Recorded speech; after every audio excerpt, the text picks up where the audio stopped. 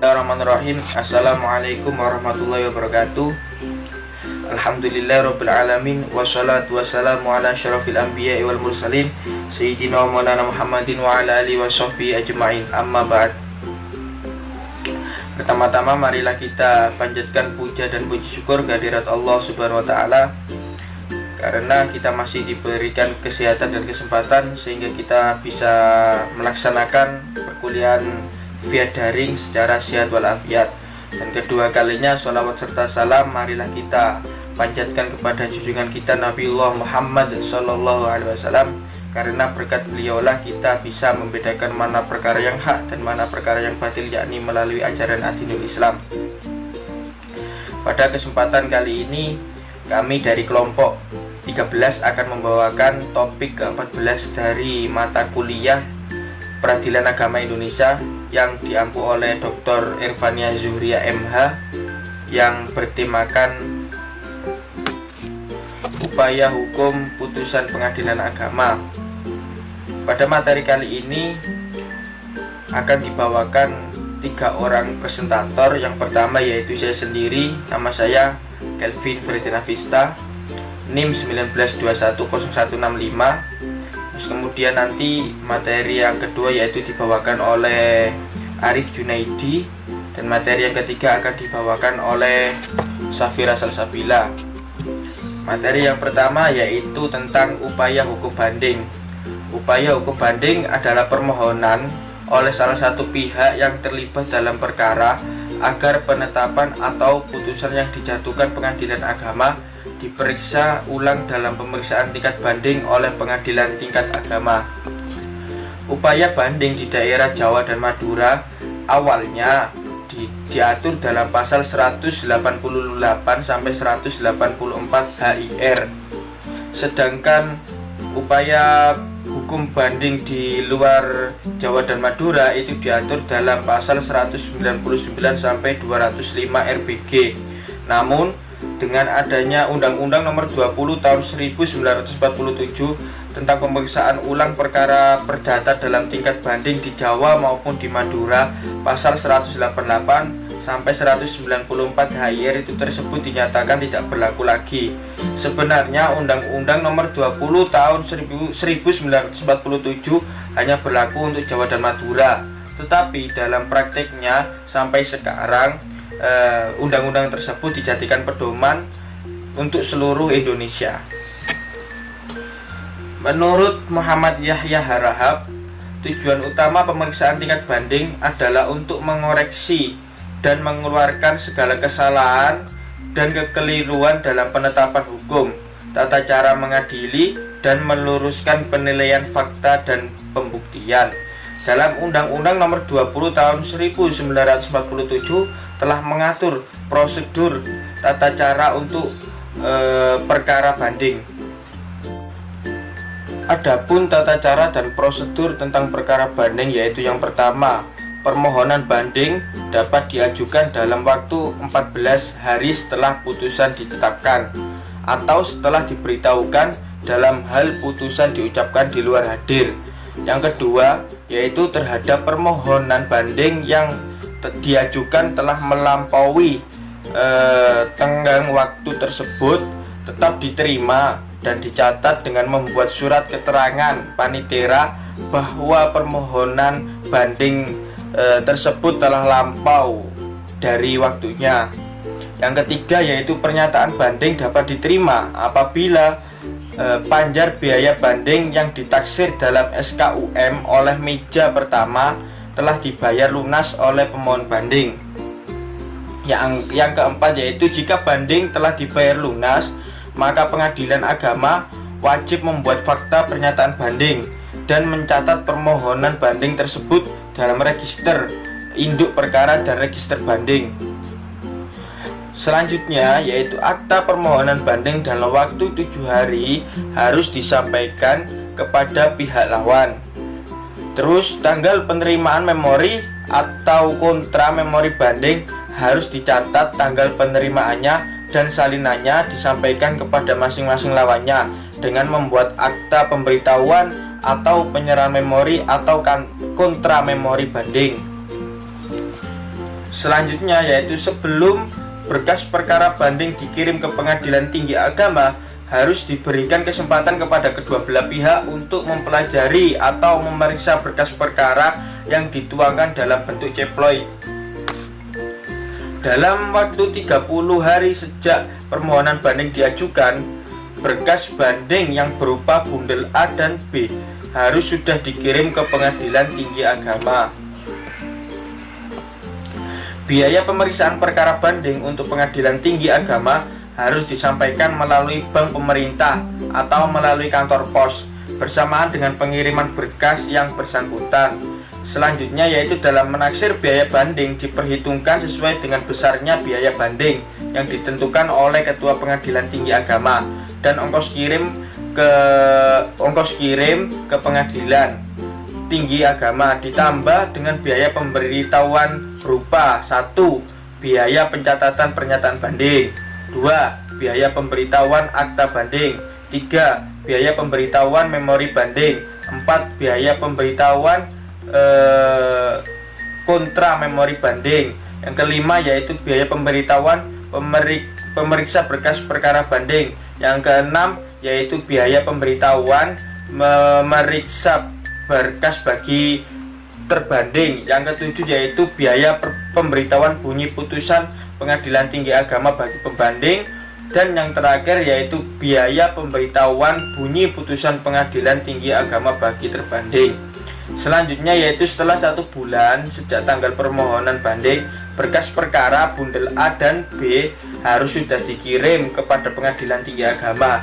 Hal ini bersifat imperatif sesuai dengan ketentuan tersebut dalam pasal 11 ayat 2 Undang-Undang Nomor 20 Tahun 1947. Materi selanjutnya yaitu tentang administrasi perkara banding.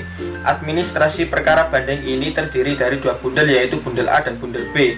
Adapun bundel A yaitu himpunan surat-surat yang diawali dengan surat gugat dan semua kegiatan atau proses penyidangan atau pemeriksaan perkara yang selalu disimpan di Pengadilan Agama di mana perkara tersebut diputus. Nah, bundel A ini disebut juga dengan berkas gugatan yang terdiri dari surat gugatan, penetapan penunjukan majelis hakim atau PMH, penetapan hari sidang dan lain sebagainya. Selanjutnya yaitu bundel B. Bundel B adalah himpunan surat-surat perkara yang diawali dengan permohonan banding, kasasi, peninjauan kembali, serta semua kegiatan yang berkenaan dengan adanya permohonan banding. Adapun bundel B sehubungan dengan adanya perkara banding yang diajukan oleh Pengadilan Tinggi Agama, maka hal-hal yang berhubungan banding tersebut terdiri dari salinan, putusan Pengadilan Agama, akta banding, pemberitahuan penyerahan memori banding, pemberitahuan penyerahan kontra memori banding, dan lain sebagainya. Nah, demikian apa yang dapat saya sampaikan untuk materi pertama ini. Untuk selanjutnya yaitu dilanjutkan oleh kawan saya Arif Junaidi. Sekian, terima kasih. Assalamualaikum warahmatullahi wabarakatuh. Saya Arif Junaidi. Di sini saya akan melanjutkan presentasi dari teman saya pemateri pertama tadi, yakni tentang hal-hal yang berkenan dengan prosedur, tata cara, dan juga pemeriksaan pada tingkat banding, yang mana yang prosedur dan juga administrasi tadi sudah dijelaskan oleh teman saya pemateri pertama. Kemudian saya akan melanjutkan yaitu ke tingkat yang nomor 3, yaitu pada pemeriksaan pada tingkat banding. Pada dasarnya, pemeriksaan pada tingkat banding tidak bersifat langsung antara hakim dan para saksi-saksi sebagaimana yang dilakukan pengadilan dalam tingkat pertama. Pemeriksaan pada tingkat banding dilakukan dengan cara memeriksa berkas perkara. Menurut Muhammad Yahya Rahab, pemeriksaan dengan cara memeriksa kembali berkas perkara merupakan hal yang rasionalis dan realistis. Sebab apabila pemeriksaan pada tingkat banding dilakukan secara langsung sebagaimana yang dilaksanakan pada pengadilan di tingkat pertama, maka sangat memberatkan pihak yang berperkara, terlebih bagi yang tidak mampu. juga sangat menghambat penyelesaian perkara karena semua yang terlibat dalam perkara tersebut harus diperiksa ulang kembali satu persatu. Berdasarkan pasal 15 ayat 1 Undang-Undang Nomor 20 Tahun 1947 dan pasal 15 ayat 1 Undang-Undang Nomor 14 Tahun 1970, pemeriksaan perkara dalam tingkat banding harus dilaksanakan oleh pengadilan tinggi dengan 3 orang hakim sebagai hakim majelis. Kemudian, ketentuan ini dipertegas lagi oleh pasal 15 ayat 1 Undang-Undang Nomor 14 Tahun 1970 tentang ketentuan-ketentuan pokok kekuasaan kehakiman yang sekarang sudah diubah dengan Undang-Undang Nomor 35 Tahun 1999. Ketentuan yang tersebut dalam pasal 15 ayat 1 Undang-Undang Nomor 20 Tahun 1947 ini pernah diubah dengan pasal 2 ayat 1 Undang-Undang Darurat Nomor 11 Tahun 1955. Sehingga pemeriksaan perkara yang semula dilaksanakan dengan hakim majelis diperbolehkan memeriksa dengan hakim tunggal yang ditunjuk oleh ketua pengadilan di tingkat banding. Meskipun dalam pasal 15 ayat 1 Undang-Undang Nomor 14 Tahun 1970 sudah ditentukan bahwa semua pengadilan harus memeriksa dan memutus dengan 3 orang hakim, tetapi karena Undang-Undang Nomor 1 Tahun 1955 belum dicabut, maka perintah undang-undang tersebut belum dapat dilaksanakan secara mutlak. Salah satu asas dalam pemeriksaan dalam upaya banding adalah putusan akhir pengadilan tingkat pertama. Oleh karena itu, putusan terhadap eksepsi, penolakan terhadap sita jaminan, dan juga penolakan terhadap permohonan provisi tidak dimintakan dalam upaya banding ini. Apabila proses pemeriksaan telah selesai dilaksanakan oleh pengadilan di tingkat banding, maka putusan yang dapat dijatuhkan yaitu berupa menguatkan putusan pengadilan tingkat pertama. Artinya, yang telah diperiksa dan diputuskan pada tingkat pertama sudah dianggap benar dan tepat. Kemudian yang kedua yaitu memperbaiki putusan tingkat pertama. Artinya apabila yang telah diperiksa dan diputuskan oleh pengadilan pertama dipandang kurang tepat menurut rasa keadilan. Karenanya perlu diperbaiki putusan tersebut, perlu diperbaiki sehingga bisa dijalankan. Kemudian yang ketiga yaitu dapat berupa membatalkan putusan pengadilan tingkat pertama. Artinya apa yang telah diperiksa dan diputus oleh pengadilan tingkat pertama yaitu dipandang tidak benar dan tidak adil sehingga perlu dibatalkan. Nah, itulah tadi 3 proses atau 3 hal yang berkenan dengan prosedur administrasi dan juga pemeriksaan di tingkat banding yang sesuai dengan pasal 15 ayat 1 Undang-Undang Nomor 20 Tahun 1947, yakni yang pertama tentang prosedur perkara banding, yang kedua yakni administrasi perkara banding, dan yang ketiga adalah pemeriksaan perkara banding. Sekarang kita menuju ke upaya hukum yang kedua, yakni upaya hukum kasasi. Nah, kasasi adalah suatu upaya hukum kedua yang diajukan oleh pihak yang merasa tidak puas atas penetapan dan putusan di bawah Mahkamah Agung. Nah, ketidakpuasan ini dapat berupa ketidakpuasan terhadap kewenangan pengadilan, terhadap kesalahan penerapan hukum yang dilakukan pengadilan bawah tingkat 1 atau 2, atau kesalahan akan kelalaian dalam cara-cara mengadili menurut syarat-syarat yang ditentukan peraturan-peraturan perundang-undangan. Nah, ketentuan tentang upaya hukum kasasi ini diatur dalam pasal 10 ayat 3 dan pasal 20 Undang-Undang Nomor 14 Tahun 1970 dan pasal 43 Undang-Undang Nomor 14 Tahun 1985. Dalam pasal 29 dan 30 Undang-Undang Nomor 14 Tahun 1985 dikemukakan bahwa kasasi adalah pembatalan putusan atas penetapan pengadilan dari semua lingkungan peradilan dalam tingkat peradilan terakhir, dan kasasi dilaksanakan oleh Mahkamah Agung Republik Indonesia sebagai lembaga yang berwenang terhadap upaya hukum kasasi. Nah, kemudian Mahkamah Agung RI sendiri bukanlah merupakan pengadilan tingkat ketiga atau bukanlah merupakan pengadilan banding tingkat kedua, melainkan merupakan badan atau lembaga kekuasaan kehakiman yang bertugas memeriksa dalam tingkat kasasi terhadap putusan pengadilan di semua lingkungan peradilan. Hal ini memiliki alasan, yaitu yang pertama, bahwa pengadilan tidak berwenang atau melampaui wewenangnya dalam menjatuhkan putusannya. Yang kedua, yaitu pengadilan salah menerapkan hukum atau melanggar hukum yang berlaku dalam memeriksa dan memutuskan perkara yang dimintakan kasasi. Kemudian yang ketiga, yaitu pengadilan lalai memenuhi syarat-syarat yang diwajibkan oleh undang-undang yang berlaku atau tidak memenuhi prosedur yang telah ditentukan oleh undang-undang. Hal ini tercantum dalam pasal 30 Undang-Undang Nomor 14 Tahun 1985. Nah, atas alasan inilah upaya hukum kasasi dapat dimintakan kepada Mahkamah Agung RI. Pada saat ini, kasasi di lingkungan peradilan agama diatur dalam pasal 55 Undang-Undang Nomor 14 Tahun 1985 dan pasal 63 Undang-Undang Nomor 7 Tahun 1989 tentang peradilan agama. Nah, oleh karena itu, hal-hal yang berhubungan dengan kasasi sebagaimana telah ditentukan oleh peraturan perundang-undangan tersebut, terdapat 3 prosedur dalam penerimaan kasasi.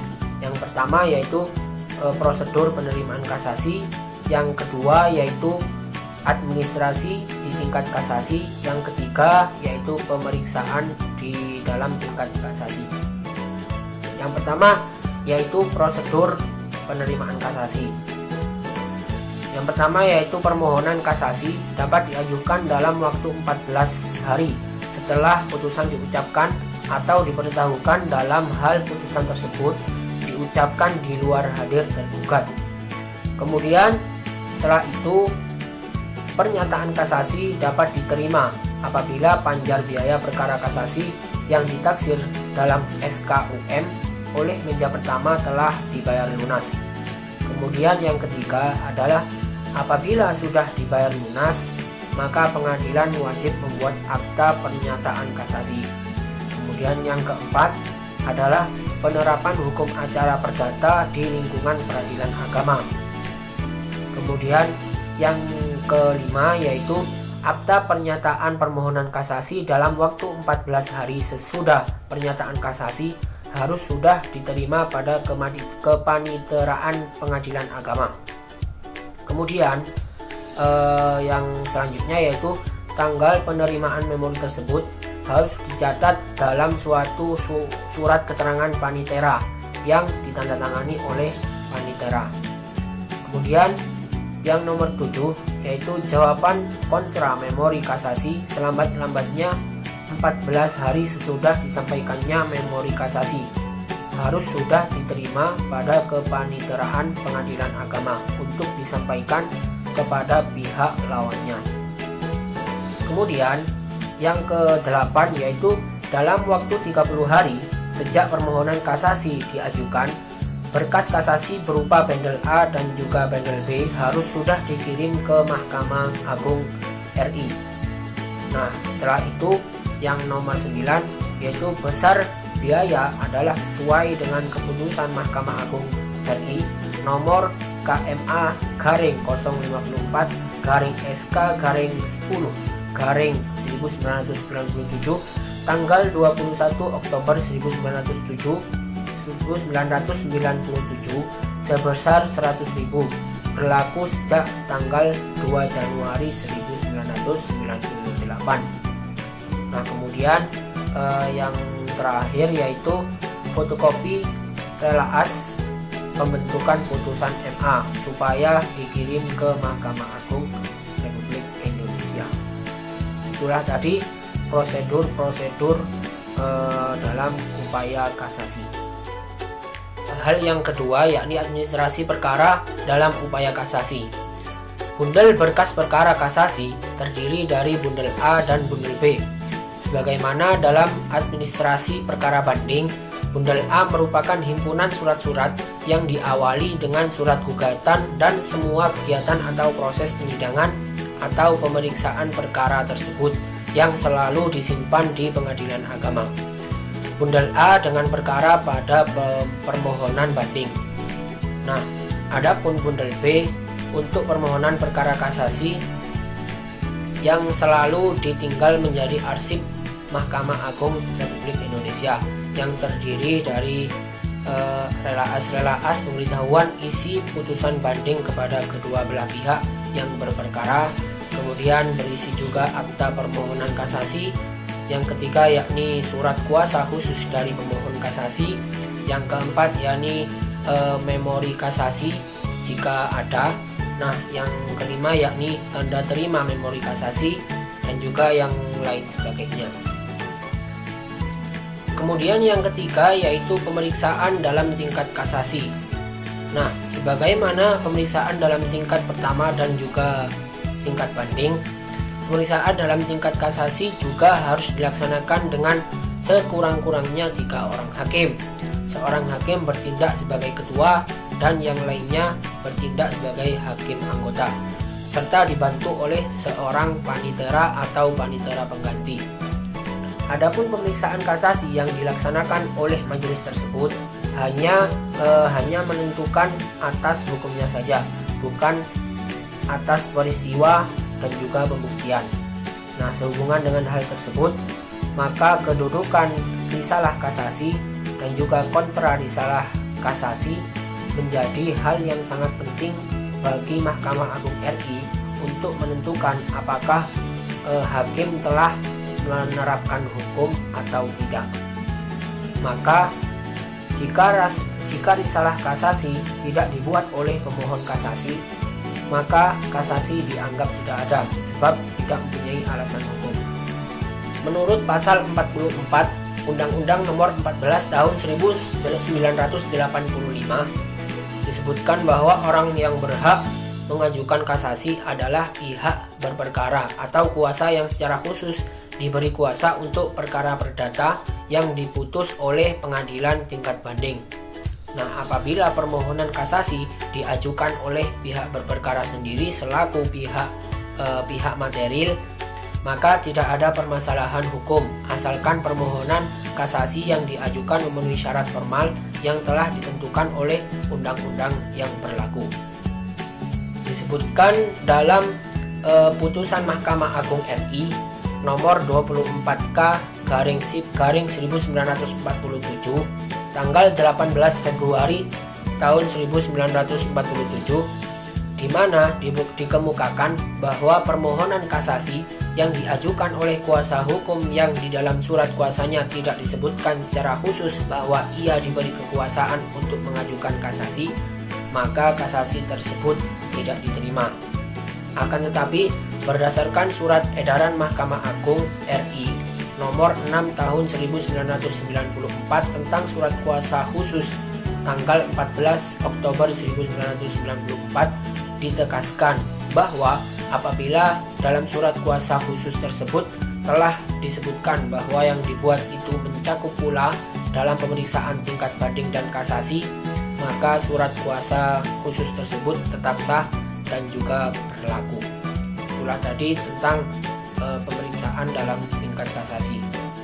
Kemudian, apabila pemeriksaan dalam tingkat kasasi tersebut telah selesai dilaksanakan, maka putusan kasasi dapat berupa 3 hal, yakni yang pertama, permohonan kasasi tidak dapat diterima, yang kedua, permohonan kasasi ditolak, yang ketiga yakni permohonan kasasi dikabulkan. Sekian presentasi dari saya. Kemudian materi selanjutnya dilanjutkan oleh Sabiro Salsabila. Sekian, wassalamualaikum warahmatullahi wabarakatuh. Assalamualaikum warahmatullahi wabarakatuh. Perkenalkan, nama saya Safiro Salsabila, NIM 19210162. Di sini saya akan melanjutkan presentasi dari teman saya. Saya akan menjelaskan tentang upaya hukum peninjauan kembali. Peninjauan kembali adalah upaya hukum luar biasa yang merupakan upaya untuk memeriksa kembali suatu putusan pengadilan, baik tingkat Pertama, banding dan kasasi yang telah berkekuatan hukum tetap. Guna membatalkannya, permohonan peninjauan kembali tidak menghalangi jalannya eksekusi yang telah berkekuatan hukum tetap. Hukum luar biasa yang diajukan oleh pihak-pihak yang berkepentingan hanya bisa dilakukan oleh Mahkamah Agung yang sesuai dengan pasal 21 Undang-Undang Nomor 14 Tahun 1970 yang selanjutnya diatur dalam bab 4 bagian keempat. Selanjutnya itu alasan-alasan upaya hukum peninjauan kembali.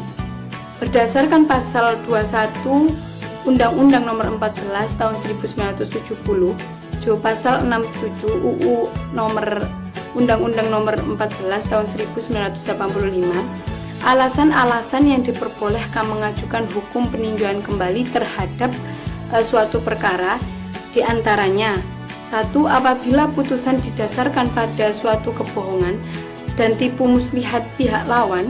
Dalam hal ini kaitannya itu dengan pasal 69 Undang-Undang Nomor 14 Tahun 1985.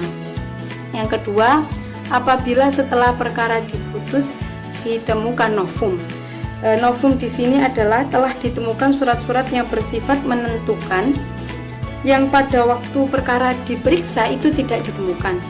Yang ketiga, apabila telah dikabulkan suatu hal yang tidak dituntut dan lebih daripada yang dituntut. Selanjutnya, prosedur penerimaan peninjauan kembali. Yang pertama itu 1. Dalam waktu 180 hari sejak putusan berkekuatan hukum tetap itu ditemukan bukti-bukti baru.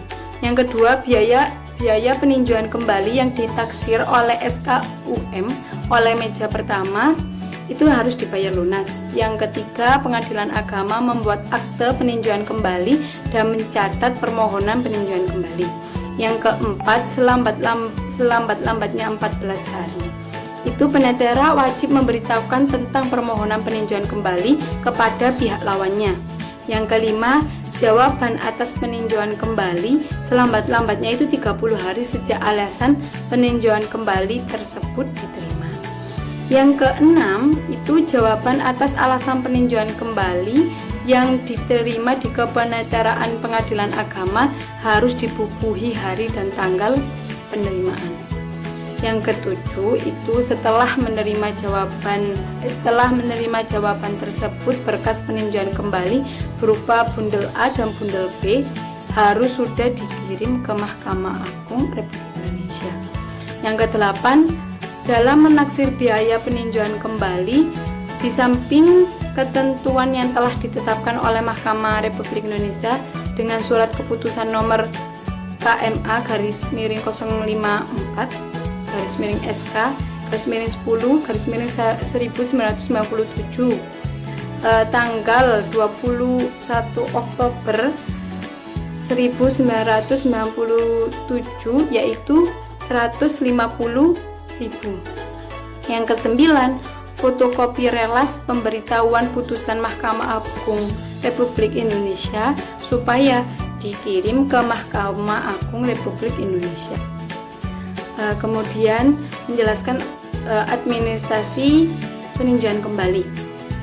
Berkas peninjauan kembali itu terdiri dari 2 bundel, yaitu bundel A yang merupakan himpunan surat-surat yang diawali dengan surat gugatan dan semua kegiatan pemeriksaan perkara tersebut yang selalu disimpan di pengadilan agama.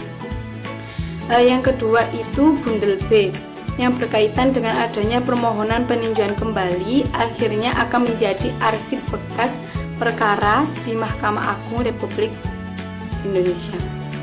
Kelengkapan administrasi permohonan peninjauan kembali itu harus dijilid dengan rapi sesuai dengan susunan kronologisnya. Selanjutnya dikirim ke Mahkamah Agung Republik Indonesia untuk pemeriksaan sesuai dengan ketentuan hukum yang berlaku. Selanjutnya itu hal-hal yang berhubungan dengan perkara peninjauan kembali. Berdasarkan pasal 68 Undang-Undang Nomor 14 Tahun 1985 tentang Mahkamah Agung Republik Indonesia ditegaskan bahwa yang berhak mengajukan peninjauan kembali itu adalah yang pertama para pihak yang berperkara secara in person, yang kedua ahli waris para pihak yang berperkara, dan kuasa yang diberi kuasa khusus untuk keperluan peninjauan kembali. Putusan Mahkamah Agung Republik Indonesia dalam hal peninjauan kembali adalah dilakukan dalam tingkat pertama dan terakhir. Jadi perkara yang sudah dimohonkan peninjauan kembali itu tidak dibenarkan diajukan peninjauan kembali lagi. Jadi itu hanya satu kali. Permohonan peninjauan kembali dapat dicabut kembali oleh yang mengajukan itu selama perkara tersebut belum diutus oleh Mahkamah Agung Republik Indonesia. Suatu hal yang perlu dicatat dalam hal ini adalah dengan adanya permohonan peninjauan kembali tidak boleh dijadikan alasan untuk menunda pelaksanaan putusan, dan tidak boleh dijadikan alasan juga itu untuk menghentikan eksekusi yang sedang berlangsung. Sesuai pasal 66 ayat 2 Undang-Undang Nomor 14 Tahun 1985 dalam Mahkamah Agung Republik Indonesia. Selanjutnya itu putusan perkara pemohonan peninjauan kembali. Putusan Mahkamah Agung Republik Indonesia terhadap perkara permohonan peninjauan kembali dapat diklarifikasi menjadi 3 bentuk. Yang pertama, putusan tidak bisa diterima. Yang kedua, putusan tidak dikabulkan atau ditolak. Yang ketiga itu putusan dikabulkan. Cukup sekian dari presentasi dari kelompok kami. Kurang lebihnya mohon maaf sebesar-besarnya. Wassalamualaikum warahmatullahi wabarakatuh.